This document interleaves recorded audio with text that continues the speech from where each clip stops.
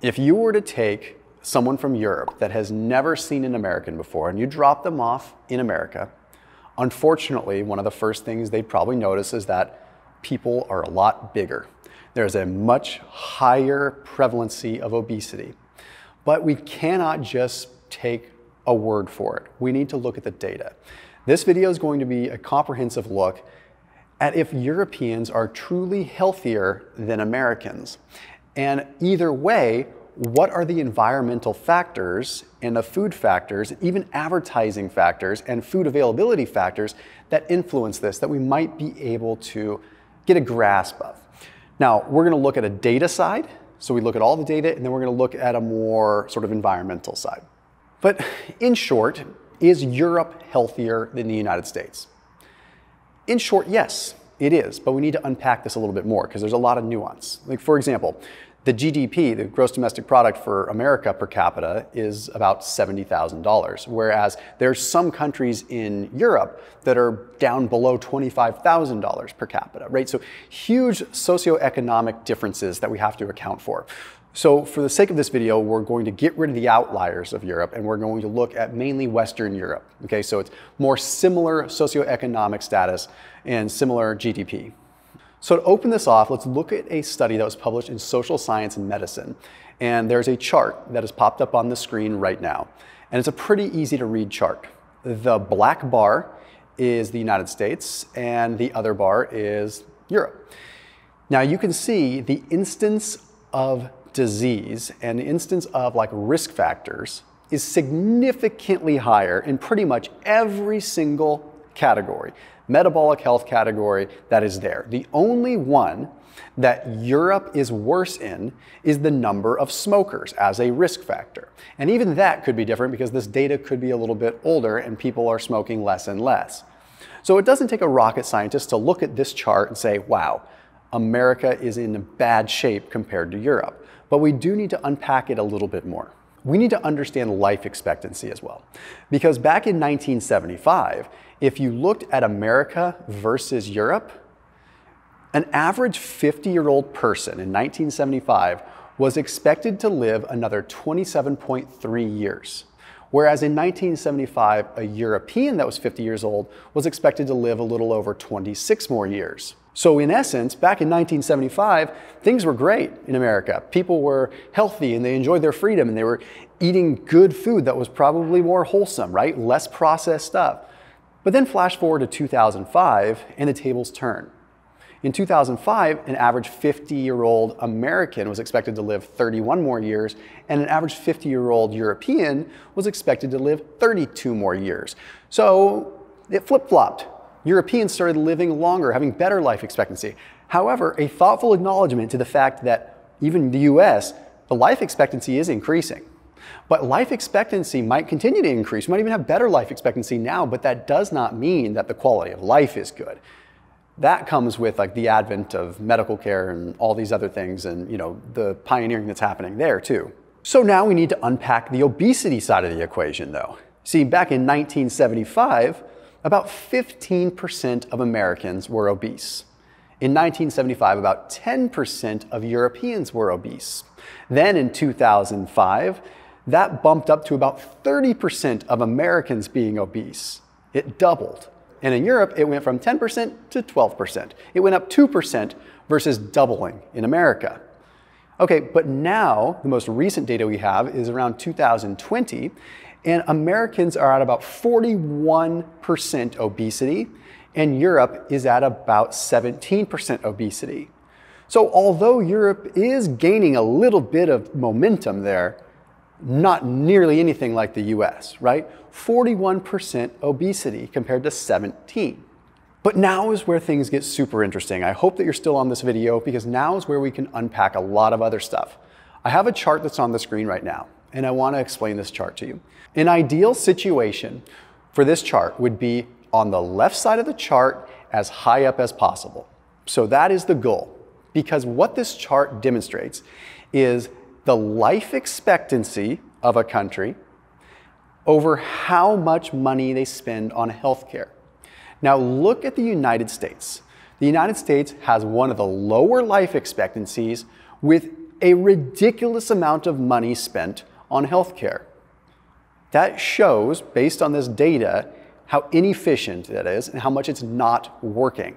Where you have some countries that have relatively low life expectancy, but they're not spending ridiculous amounts on healthcare. They're spending very little. And just to give an extreme example, look at Mexico in the bottom left. Mexico not spending much money on healthcare at all and poor life expectancy. But of course, a lot of things factor in, right? You've got crime, you've got drinking water, you've got all kinds of things. When you look at the big picture and the collective data, we have a poor life expectancy in the United States and we spend a lot of money. And then you look at something like Japan, for instance. So this is very important to take note of. But now we need to move into the other category. Why is this happening? What is the big deal here? Why? The first thing we need to address is ultra-processed foods. Okay, we're going to talk about which countries have the highest intake of ultra-processed foods and the lowest. We're going to talk about that in a second. But let's get something out in the open. The ultra-processed foods, as much as people will come to their defense, when you consider how much Americans eat of these ultra-processed foods, there's no getting around the fact that it's a problem. When you have hyper-palatable foods that light up your brain like the 4th of July, or let's just say Christmas trees, because we're talking about Europe too, what's going to happen?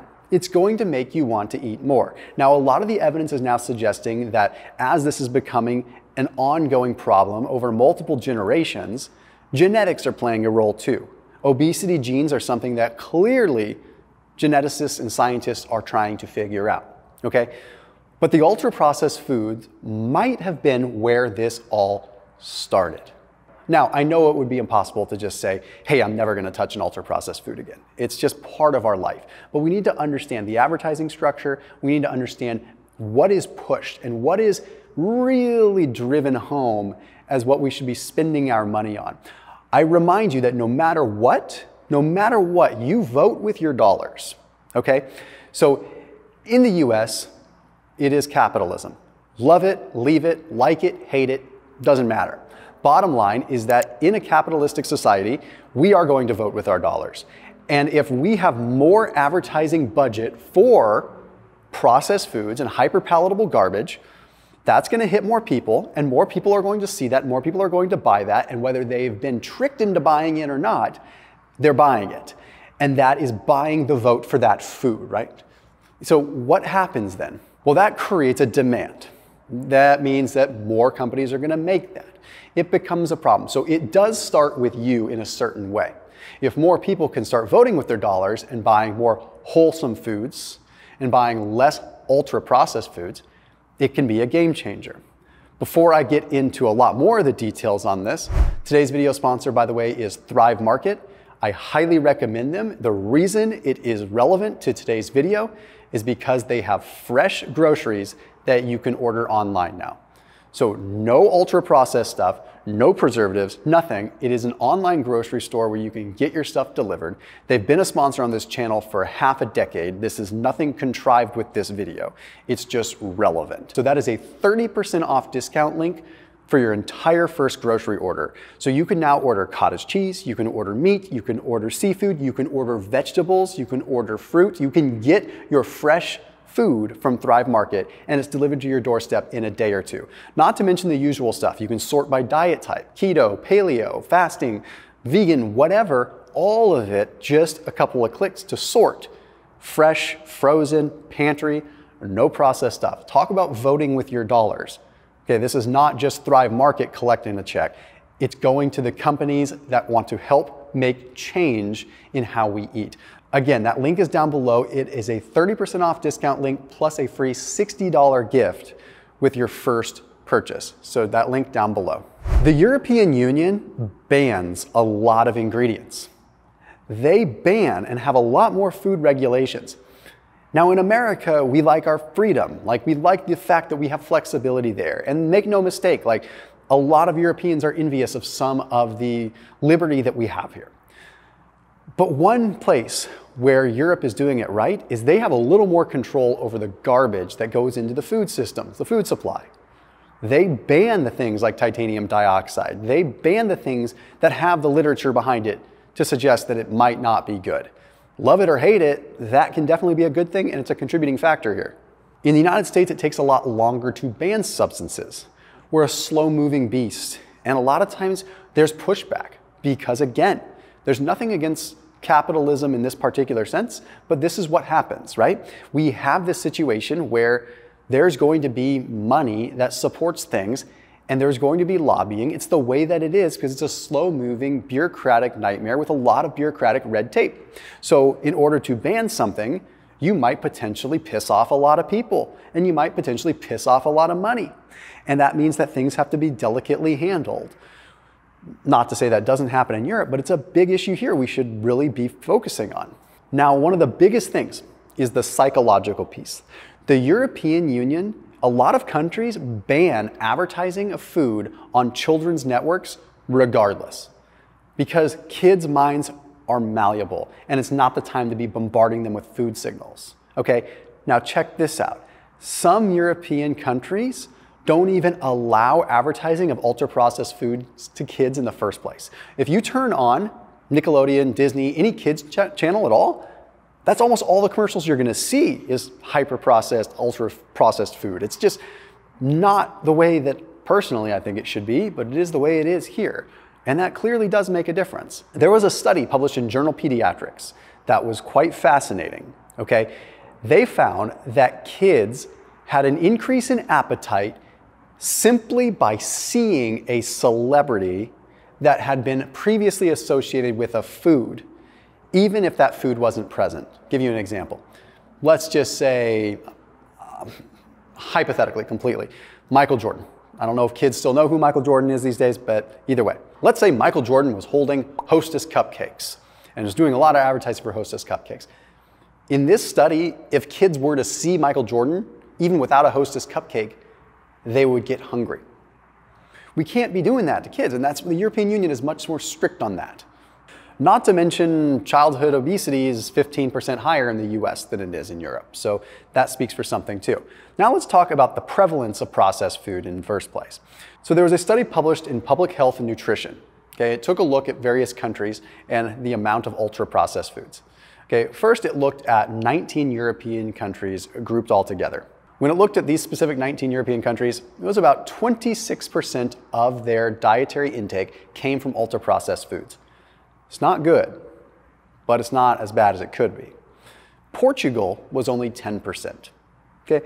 Now you think about Portugal, you think about what they stand for, and you think a lot of people are moving to Portugal. Yeah, I mean, they're all about whole foods. And the region that they're in, there's a lot of that. Same with kind of Spain, right?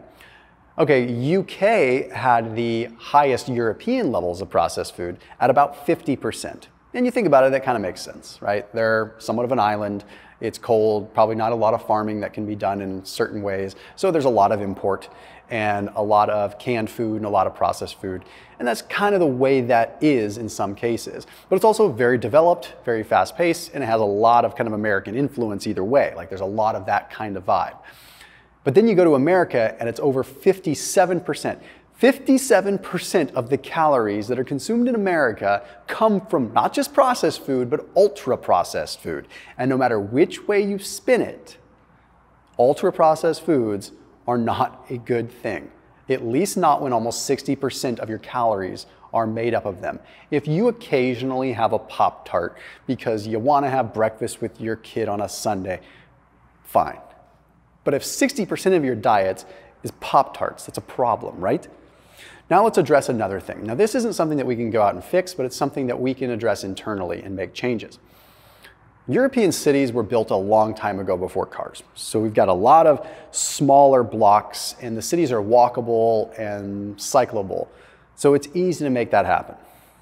Even when you adjust for outliers, Europeans are more active just on the daily, even if they're not exercising as intensely as we might be in America. There's also better public transportation, which says, well, that's transportation. No, it still influences people to walk because you're getting off at a bus stop and you're having to walk. Okay, there's a lot of reasons why that could work. Now in America, it's different because our cities are built differently. They're built, most of them, after cars, so it made sense that they would be further and they would be less walkable. But there was a study that was published in Endocrine Reviews that found that walkable cities had about a 43% instance of obesity, whereas non-walkable cities were about a 53%. That doesn't have anything to do with anything other than the fact that looking at a pure demographic of a walkable city versus non-walkable city, just by nature of a city being walkable, there was a 10% less risk of being obese. But it gets really sketchy when you start looking at other papers and you realize that there's a 30 to 50% increased risk of diabetes in a non-walkable city. Because activity plays a really big role, right? Activity plays a role in the short-term metabolic impact and glucose homeostasis, right? Trying to modulate glucose. So with this, you need to keep in mind non-exercise activity thermogenesis. Park further from the grocery store entrance. Walk around the mall more. Ingrain walking into your life rather than having it be an artificial sort of addendum to your day. This way, you're living more in that European lifestyle. And the kind of diet you may want to follow is one that is limiting the ultra-processed foods and living more like a country like Italy or maybe Greece or Spain or Portugal, right? What does that Mediterranean diet look like? Even though there's a good amount of carbohydrates, they're walking more. One thing that we can do in America, though, is pave a way for a lot of research, and we have started to understand how important protein is.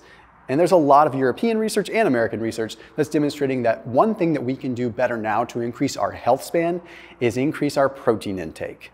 Whether you're plant-based or animal-based or both omnivorous, that protein needs to be the staple. If you fill up on the good quality protein and you get most of your nutrition from that, less of your percent of calories can come from those whopping numbers of ultra-processed foods. It's the best way that we can stick it to the advertising for ultra-processed food, is to create a buffer between us and them by filling up with good quality protein and walking more. I'll see you tomorrow.